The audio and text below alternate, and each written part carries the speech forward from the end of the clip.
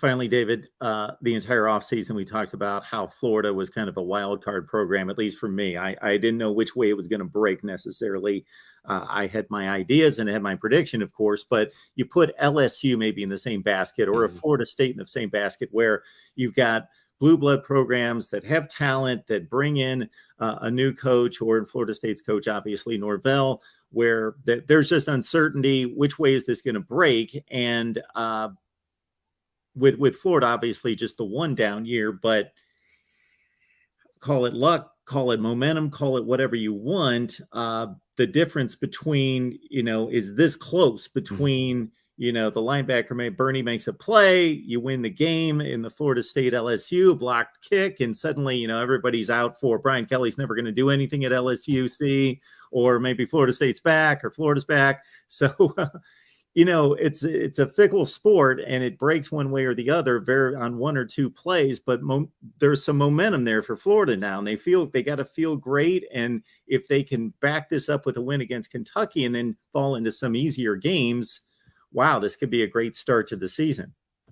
Yeah, Mark, I said before the season, with Florida, I'll admit it might be homer, it might be orange and blue glasses. I had Florida 9-3, and I had them second in the SEC East. I had Tennessee next, and I had Kentucky fourth. I haven't been that high on Kentucky even before the season. I can share my SEC media ballot if I have to. So, but I said 9-3, and then kind of going to your point there, if the season goes one way or the other, I was closer to 8-4 than I was 10-2.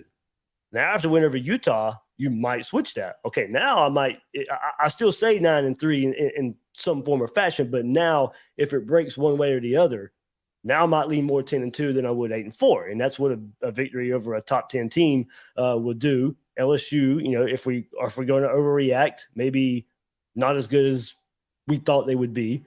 FSU, if that was a game you thought where both teams looked bad, okay, well, you look forward to the end of the season, and FSU should be a win as well. So, yeah, I mean, this victory right here, Mark, can really change the tides of Florida's to go one way from 9-3, where they could end up 10-2. That tough games, of course, still Tennessee, Georgia, Texas A&M. You lost to South Carolina last year. How much will they improve throughout the year as well? So, still a lot of tough games to go for Florida. It's hard not to overreact to week one, but.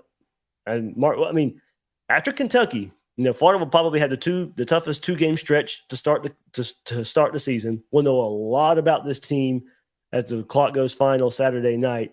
You'll be hard pressed to find two, but at least where the season stands right now, hard pressed to find two better victories if Florida walks out of the swamp with another victory Saturday.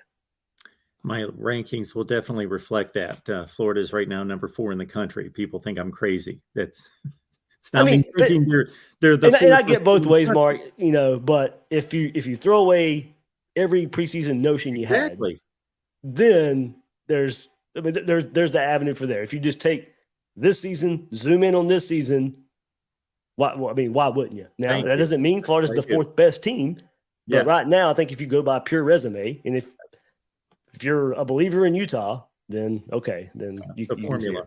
That's the formula. David Waters, Gators Breakdown. Get there. Even if you don't like the Gators, if you love college football, it's one of the best finds you will get. David, appreciate it. As always, enjoy the game. Thanks, Mark.